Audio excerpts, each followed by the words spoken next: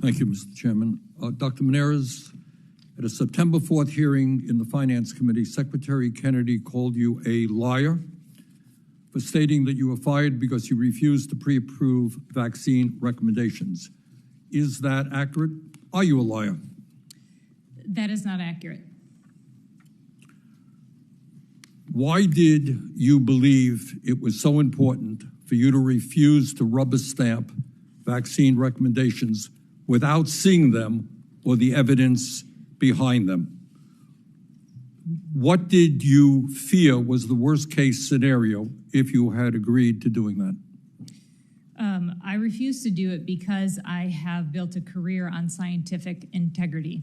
And my worst fear was that I would then be in a position of approving something that would reduce access of life-saving vaccines to children and others who need them. Okay. Dr. Monarez, the American Medical Association, the largest physician group in America, 270,000 physicians. The American Academy of Pediatrics, over 67,000 pediatricians. The American Academy of Family Physicians, representing over 125,000 doctors. The American Osteopathic Association, representing over 200,000 doctors. And the American College of Physicians, representing over 160,000 doctors. They believe that vaccines are safe and effective. Do you agree with them?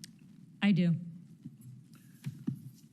And what is your concern? What are the long-term implications for the well-being of our kids and the future of our country if faith in vaccine science is undermined?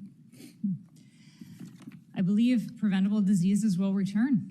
And I believe that we will have our children harmed for things that we know they do not need to be harmed by.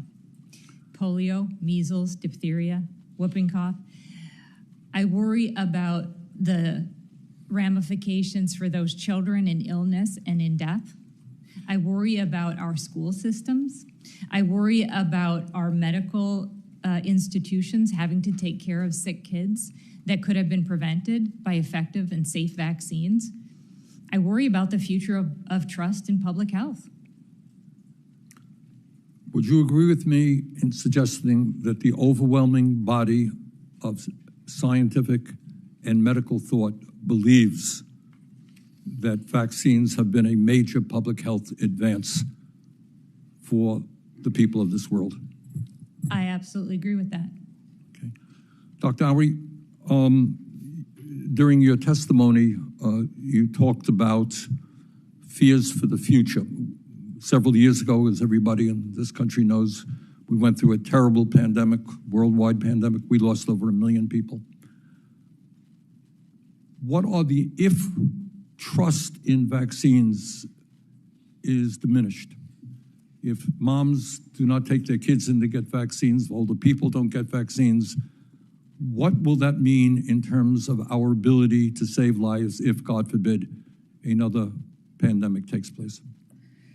So we're already beginning to see that as we're seeing childhood vaccination rates decrease. For example, measles is down to about 92.8%. That leaves over 200,000 kids now at risk for measles. So we are at risk for measles outbreaks. And for the next type of pandemic, a novel pathogen, with some of the staff cuts we have faced, we have less ready responders, we have less visibility into global pathogens at this time as well. What would have happened to our country, and in fact the world, if, and I don't agree with President Trump very often, God knows, but if we had not developed warp speed and developed that COVID vaccine, did that, in your view, save millions of lives? Operation Warp Speed absolutely saved millions of lives and was such a godsend for our country. And if we don't have the capability to do that in the future, the implications will be?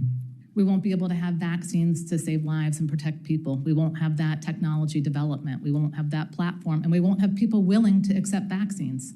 And that will impact not only our country, but people throughout the entire world. Absolutely. Okay. Thank you, Mr. Chairman.